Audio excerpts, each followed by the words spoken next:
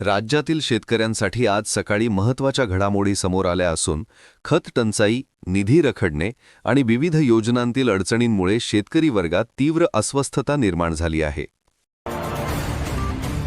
लाडकी बहीण योजनेत कोणत्याही पात्र महिलांवर अन्याय होऊ दिला जाणार नाही, अशी ग्वाही आमदार रणधीर सावरकर यांनी दिली असून केवायसी त्रुटींबाबत शासन दरबारी पाठपुरावा केला जाणार आहे. केवायसी समस्यांमुळे महिला बालकल्याण कार्यालयात मोठी गर्दी उसळली असून हजारो महिला आपल्या हप्त्यासाठी अर्ज आणि तक्रारी दाखल करताना दिसत आहेत. युरिया खताच्या तीव्र तुटवण्यामुळे राज्यातील शेतकरी त्रस्त झाले असून अनेक ठिकाणी खत वेळेवर न मिळाल्याने पिकांच्या वाढीवर प्रतिकूल परिणाम होत आहे. खत टंचाईच्या निषेधार्थ युवा सेनेने कृषी अधिकाऱ्यांना निवेदन दिले असून तातडीने खत पुरवठा सुरळीत न केल्यास आंदोलनाचा इशारा देण्यात आला आहे. लाडकी बहीण योजनासाठी आनंदाची बातमी.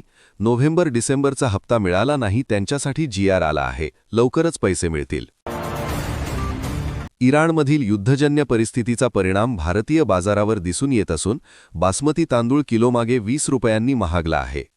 तांदूळ दरवाढीमुळे व्यापारी वर्ग चक्रावून गेला असून गिरणी मालकांकडून दर वाढल्याने ग्राहकांवर अतिरिक्त आर्थिक भार पडत आहे. तेलबिया प्रक्रिया युनिटसाठी केंद्र सरकारकडून मोठी संधी उपलब्ध झाली असून राष्ट्रीय खाद्यतेल अभियानांतर्गत 10 लाख रुपयांपर्यंत अनुदान मिळू शकते. तेलबिया प्रक्रिया युनिटवर 33% सबसिडी देण्यात येणार असून ग्रामीण भागातील शेतकऱ्यांना याचा मोठा फायदा होण्याची शक्यता आहे. 3 वर्षांनंतर प्रथमच सोयाबीनचे दर वाढले असून पुढील काळात भाव आणखी वाढण्याची शक्यता बाजार तज्ज्ञांकडून व्यक्त केली जात आहे. राज्यातील 75% शेतकऱ्यांकडील सोयाबीन साठा आधीच संपला असून त्यामुळे बाजारात आवक घटण्याची शक्यता वर्तवली जात आहे. ई-केवायसी करूनही हजारो नुकसानग्रस्त शेतकरी अजूनही नुकसान भरपाईपासून वंचित असून प्रशासनाकडे वारंवार पाठपुरावा केला जात आहे. मूल येथील तहसीलदारांनी नुकसान भरपाई प्रकरणी जिल्हाधिकारी कार्यालयाला पत्र पाठवून तातडीने निर्णय घेण्याची मागणी केली आहे. लाडकी बहीण योजनेचे मानधन बंद झाल्याने लाभार्थी महिलांमध्ये चिंता वाढली असून शासनाने लवकर निर्णय घ्यावा अशी मागणी होत आहे. सांगली जिल्ह्यात द्राक्ष उत्पादक शेतकऱ्यांनी विविध मागण्यांसाठी मोर्चा काढत जिल्हाधिकारी कार्यालयावर धडक दिली आहे. नवीन वर्षाच्या सुरुवातीला सोने आणि चांदीच्या दरात मोठी वाढ झाली असून लग्नसराई आणि जागतिक बाजारामुळे तेजी पाहायला मिळत आहे. मिशन सुधार अभियानामुळे अनेकांचे रेशन कार्ड बंद होण्याची शक्यता असून नाव वगळण्याची जबाबदारी तहसीलदारांकडे देण्यात आली आहे. नाफेडमार्फत तूर खरेदीसाठी नाव नोंदणी सुरू झाली असून शेतकऱ्यांना हमी भावाचा लाभ मिळणार आहे. अवकाळी पावसाच्या नुकसान भरपाईबाबत शासन आणि लोकप्रतिनिधींकडून दुर्लक्ष होत असल्याचा आरोप शेतकऱ्यांनी केला आहे. बुलढाणा जिल्ह्यात ई-केवायसी त्रुटीमुळे 30,000 महिलांचा लाडकी बहीण योजनेचा लाभ थांबवण्यात आला आहे. खरीप हंगामातील धान्य खरेदीचे 580 कोटी रुपयांचे पैसे अद्याप थकले असून शेतकऱ्यांची 4 महिन्यांपासून पायपीट सुरू आहे. सौर कृषीपंप योजनेअंतर्गत 11,000हून अधिक शेतकऱ्यांना रात्रीच्या विजेच्या त्रासातून मुक्ती मिळाली आहे. कर्ज पुनर्गठन की संपूर्ण कर्ज माफी याबाबत शेतकऱ्यांमध्ये संभ्रम असून स्पष्ट मार्गदर्शक तत्वांची मागणी होत आहे. अपार आयडीसाठी 31 जानेवारीपर्यंत मुदतवाढ देण्यात आली असून रत्नागिरी जिल्ह्यात नोंदणी जवळपास पूर्ण झाली आहे. लाडक्या बहिणीसाठी आनंदाची बातमी. ज्यांची ई-केवायसी चुकली होती त्यांच्यासाठी सरकारकडून मोठा निर्णय घेण्यात आला आहे.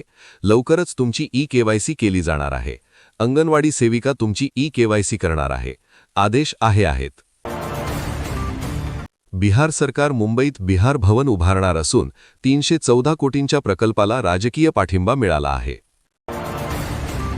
ई-केवायसी पूर्ण असूनही काही महिलांना लाडकी बहीण योजनेचा पैसा मिळालेला नसून शासनाकडून उपाययोजना सुरू आहेत. रासायनिक खताच्या लिंकिंगकडे कृषी विभाग दुर्लक्ष करत असल्याचा आरोप होत असून काळा बाजार रोखण्याची मागणी वाढली आहे. अमरावती जिल्ह्यात एसटी कर्मचाऱ्यांच्या वेतन फरकाची रक्कम अद्याप न मिळाल्याने कर्मचाऱ्यांमध्ये नाराजी आहे. बदलत्या वातावरणामुळे आरोग्याच्या तक्रारी वाढल्या असून सर्दी खोकला तापाच्या रुग्णांमध्ये वाढ दिसून येत आहे. हिंगोली जिल्ह्यात केवायसी न झाल्याने अनेक महिलांचे हप्ते अडकले असून महिला जिल्हाधिकारी कार्यालयात धडकल्या.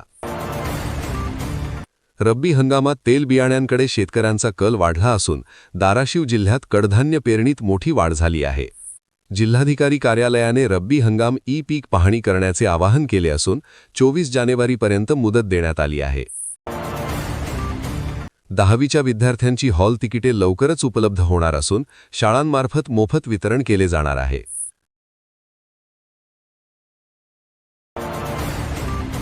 केंद्र सरकारकडे 18 सरकारी योजना एकत्र करण्याची शिफारस करण्यात आली असून लघु उद्योगांना मोठा फायदा होणार आहे. हिंगोली जिल्ह्यात 64,000 महिला लखपती दीदी बनल्या असून त्यांना बिनव्याजी कर्जाचा लाभ मिळाला आहे. मोढ्यात तुरीची आवक वाढली असून शेतकऱ्यांना समाधानकारक दर मिळत असल्याची माहिती बाजार समितीने दिली आहे. नवीन शेततळ्यांसाठी 75,000 रुपयांचे अनुदान जाहीर करण्यात आले असून सिंचन समस्यांवर दिलासा मिळणार आहे. लसणाचे दर पुन्हा वाढले असून आवक घटल्याने बाजारात दर 160 रुपयांवर पोहोचले आहेत. सोयाबीनचे दर हमी भावापेक्षा जास्त मिळत असून सध्या क्विंटलमागे 5,350 रुपये दर आहे. हरभरा पिकावर अळीचा प्रादुर्भाव वाढला असून कृषी विभागाने शेतकऱ्यांना सतर्कतेचा इशारा दिला आहे. आवास योजनेतील तिसरा हप्ता न मिळाल्याने घरकुल बांधकाम रखडले असून लाभार्थ्यांमध्ये नाराजी आहे. बुलढाणा जिल्ह्यात बोनस प्रोत्साहन रक्कम न मिळाल्याने शेतकऱ्यांनी राज्य खरेदी विभागाकडे निवेदन दिले आहे. जातीनिहाय जनगणनेस केंद्र सरकारने हिरवा कंदील दिल्याने ओबीसी संघटनांनी आनंद व्यक्त केला आहे. कापसाला खुल्या बाजारात 8,000 रुपयांपर्यंत भाव मिळत असून शेतकऱ्यांना मोठा दिलासा मिळाला आहे. शेवगावमध्ये मक्या खरेदी रखडली असून नोंदणी करूनही शेतकऱ्यांना हमी भावाचा लाभ मिळालेला नाही. महाराष्ट्रात मक्याला प्रति क्विंटल सरासरी दर कमी मिळत असून शेतकऱ्यांचे आर्थिक नुकसान होत आहे. हळद पिकावर करपा रोगाचा प्रादुर्भाव वाढला असून शेतकरी चिंतेत असून उपाययोजनांची मागणी होत आहे. मुख्यमंत्री लाडकी बहीण योजनेअंतर्गत जानेवारी महिन्याचा हप्ता लवकरच जमा होण्याची शक्यता आहे. रेशन कार्डसाठी नवीन 10 निकष लागू करण्यात आले असून अपात्र ठरल्यास धान्याचा लाभ बंद होणार आहे. पीएम किसान योजनेचा पुढील हप्ता वेळेत मिळण्यासाठी सर्व लाभार्थ्यांनी ई-केवायसी पूर्ण करण्याचे आवाहन करण्यात आले आहे.